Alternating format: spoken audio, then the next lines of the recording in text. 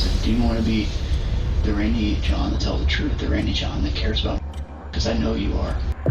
She deserves the truth to be told, and you know it. It was a crime that sent shockwaves through the community. A horrific act of violence that no one could have ever imagined. A 91-year-old woman living alone in what was supposed to be the safety of her own home became the victim of a brutal and unimaginable assault. The suspect? A young boy, someone society would typically view as innocent, now facing accusations of a crime so heinous that it defied belief. Okay, I'm up here in Reddick. I'm at a house. A 91-year-old lady calls in saying she was just raped. We get on scene. She's beat up really bad. We'll just get some tape. We'll lock down the house.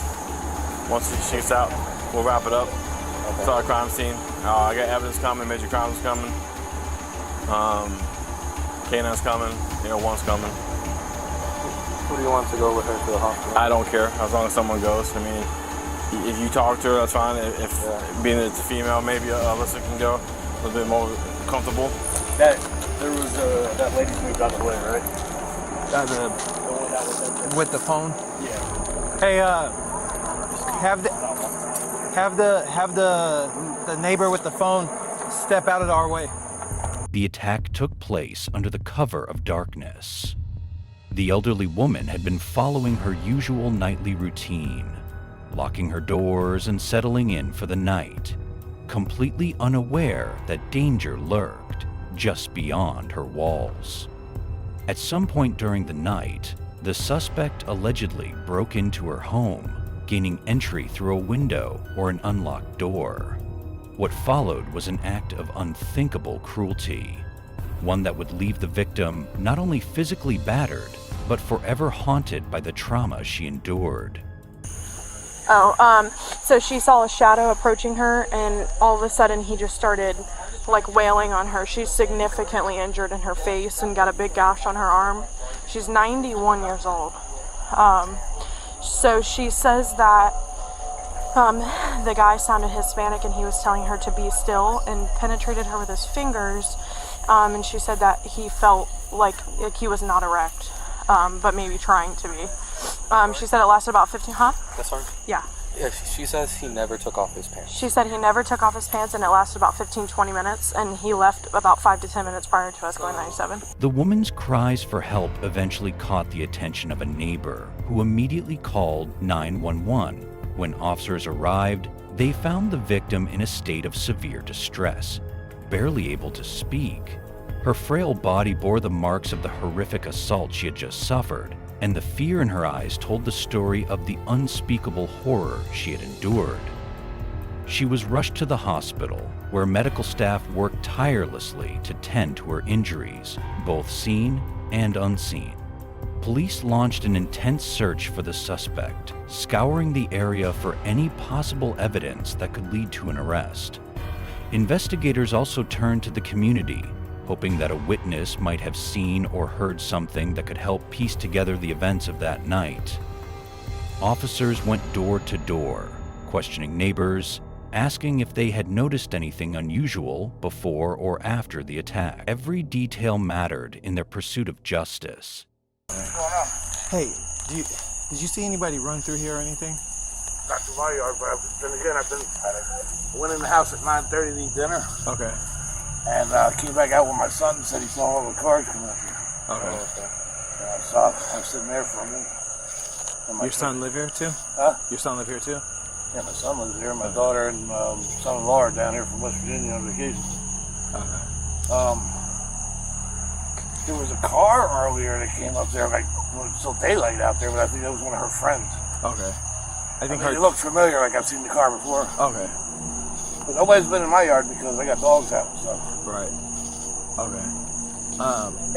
Feel okay? I hope. I mean, I've known this lady since I was 10 years old. Okay. I mean, it appears somebody was over there messing with the house, so. That lady's daughters wanted her to move so many times out of here too. She kept saying no, no, no. Alright. I was out in the back working in my shop. I guess when all this was going down, I never heard nobody yell or anything. That's what was weird. During the night? Yeah, last night. I didn't come in till 9:30. Came back outside, and then my son said all these lights were going up the road. That's when I came back out and talked to you. Did the deputies talk to you last Well, I night? gave them my name and stuff. Yeah, they just said, "Did you see anything?" I said, "No, I didn't see nothing." And they can't come through my yard. Them two are out. Sure. Unless they jump fences. So. Okay. Do you guys have videos of it? No, I got a set, but I don't have them up there. I'm crippled, so I've been trying to. As the investigation unfolded, law enforcement worked quickly to identify and apprehend the suspect. Forensic evidence, along with witness accounts and surveillance footage, led them directly to a teenage boy. Someone who, on the surface, seemed like any other youth. But beneath that exterior lay a disturbing reality. When officers confronted him, body cam footage captured the chilling moment of his arrest. His demeanor was cold, detached, showing little, if any, remorse for the pain he had inflicted. What the victim told police was absolutely terrifying, according to court documents. The woman said when the defendant jumped or pounced on top of her, she began to fight him by trying to push him off, that he struck her face with his fists. Now keep in mind, as I told you, this is a 91-year-old woman laying in her bed in her own home. She told detectives she told the attacker to get off of her. Then she repeatedly prayed, "Dear God, please help me," and the defendant told her to shut up, shut up. Next, the victim said her underwear was torn off, and she ended up face down, and she was sexually assaulted. But then it stopped, and the man left during the investigation. Detectives had encountered a 14-year-old boy named Jesse Stone in the neighborhood. They noticed a red stain on his clothes and asked to get a swab. His grandmother consented to that, and him giving a DNA sample. Then, 8 days after the sexual assault, detectives received the results that showed that Jesse Stone's DNA was left on the 91-year-old victim. They brought Jesse Stone into the sheriff's office in handcuffs. They sat him in a room for interview. Jesse, I'm going to ask you some questions. It might seem a little bit weird, but this is just to help me understand and to make sure that I'm on the same page as you. So, do you understand the difference between a truth and a lie? Yes. Okay, so tell me what the truth means to you. A truth is what actually happened. Okay. And what's a lie mean? Something that's made up or not true. Okay. Do you remember that night? So when I showed you that video of you walking, so that would have been late Saturday night. Yes. Do you remember everything that you did that night? Yeah, I couldn't go to sleep, so I got up and I headed down the road to watch the cars that are coming from the concert. I've watched them, the cars, looking for modified vehicles for a while, and then I went walking across the street for, I'm guessing, an hour before I came back to my house. The detectives had seen Jesse Stone on video in the neighborhood. They'd also met him in the neighborhood. Then Jesse Stone talked about seeing the victim hours before she was attacked. It was something the victim had already told the detectives, that the boy she knew as Randy John had stopped by. Where was she at? On the front porch, sitting in her rocking chair in front of the door. Okay, gotcha. So what was the last time, like, before then, when you had seen her, or I guess talked with her, like, kind of like you did that day? The last time I'd seen her before that was probably about, I want to say, a week and a half before. She was driving down the road from like church or something. Oh, okay. And she just stopped and said hi real quick. And, okay. Yeah. And then, do you remember the last time, like, my understanding when we spoke the first time, and correct me if I got this wrong, that you, when you were younger, you used to go over and talk with her quite a bit. Yeah, I'd go over, talk, help her. The detectives then asked Jesse Stone whether he had ever been in certain parts of the victim's home, and this leads to their big gotcha moment in this long exchange. So she's never asked for your help to do those types of, like, household chores, so like laundry or whatever? Okay. No, I've helped with the laundry machine, but not to do laundry. Not like you've never done her laundry for her bed sheets or anything like that? No. You've never, like, taken a nap or slept in any of your bedrooms or anything like that? No. Okay. Do you remember if you've ever been in any of those bedrooms? No. No? No. I've never been in any room other than the living room, kitchen, the bathroom. Okay. Well, Randy Dunn, I think you probably know that I wouldn't ask that question unless I had a reason to. Okay. So, I'm just going to be honest with you because, I mean, I feel like you've been mostly honest with me. And I know your mom's been honest with me. Is it okay if I call you his mom? Yeah. Guardian? Okay, I don't mean to. It's okay, yeah. But when I came over to you on, Yeah. I think that was Sunday, and I was asking you about your clothes and the video and such, and I explained that I wanted to get your DNA because I knew that you had been over there before because you mentioned, like you told us today, that you had talked with her. So I knew that at the very least there would be evidence of you being in the porch. Yeah. Right? So I went and met with your mom, and you guys signed a consent form, and we got your DNA. Uh-huh. Okay. So we sent your DNA and the sex kit up to the Florida Department of Law Enforcement, who does the testing and stuff for stuff like that. Okay. Okay, is there any reason at all that your DNA would be on her clothes? Yeah, we when I said goodbye to her, we hugged, like a slight hug. Okay. That's Let me be a little bit more specific. Your DNA was on her underwear. What? And so I want you to really use this time here to be honest with me about what happened that night, because I think that we know what happened, and I think that your mom knows what happened because she also wrote down a list of times that you went in and out of the house that night, to include the time that the call came in.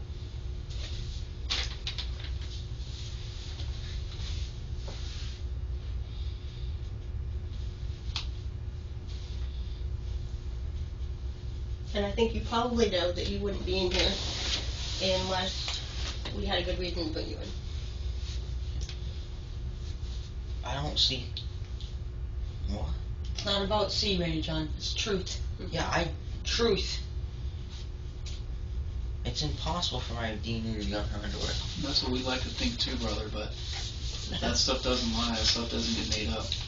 Sometimes the truth can be hard. You seem like a really good guy, man. You seem like you got a good head on your shoulders, you make connections with people that need help, you go out there and you help other people. The detective then lays out photos of the victim, showing Jessie Stone what had been done to her. The detectives leave the room, and Randy John is left with his grandmother. Mom, I don't know if you want to have a couple minutes to talk with your son. Randy, I want you to think real long and hard about everything that happened. And I want to do this, listen, more than I want to have the truth from you about what happened, because I know that you know what happened, I want to do this for her. If she is as an amazing of a person as you say she is, and I believe you because I've talked with her, getting all of this out in the open for her is what matters. She deserves the truth to be told, and you know it. Personally, I can't believe that this is a horrible thing, Randy John. That's a horrible thing. I don't even have the ability to do that. Well, it's hard for me to believe too.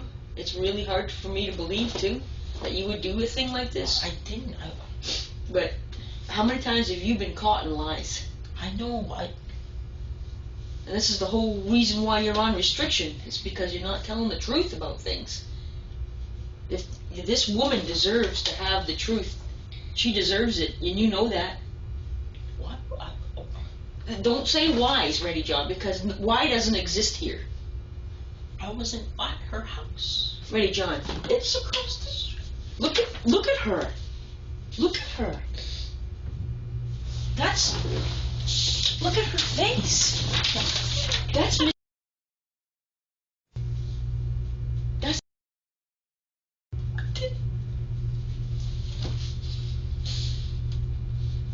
I don't even think like that. I've never seen you hurt anybody, but I don't want to hurt What the hell are you doing outside at that time of night? It doesn't make any sense. Do you understand? Randy John, it doesn't make any sense. There's a million different things you can do. Being outside where you don't belong, and you know you don't belong out there. I'm sorry, but I'm an outdoorsy person. You're not an outdoorsy person. You're a sit in front of the TV kind of guy. But I don't have TV. I'm outside. Well, I don't know. I hope and pray you did not do this to this woman. didn't. I hope and pray. I hope and pray you did not do this. Because this is horrific. This is a human being. And she deserves justice. She does. If this would have happened to your sister, what would you do? Murder whoever did. If you know anything about this, Randy John, for her at least, if you care about her, tell the truth. Tell the truth. We've been down that road before where you've been lying about something and you swear up and Randy John, you've lied about stuff before. Jesse's grandmother leaves the room, and the detectives do most of the talking. Honestly, Randy John, I feel like you probably wish that this had never happened. Like, I honestly still believe that you never really intended to hurt. Did you care about her? I don't intend to hurt anyone. The detectives, as you saw there, tried to make Jesse Stone feel comfortable, like he just made a mistake so he would open up to them. Eventually, he confesses, saying that he watched pornography on the victim's iPad and then went into her room and assaulted her. His confession is redacted under Florida law, so you won't be able to hear it. News of the crime spread like wildfire, leaving the community in disbelief. How could a child commit such an act? Parents worried about what this case meant for the future, while elderly residents feared for their safety in a way they never had before.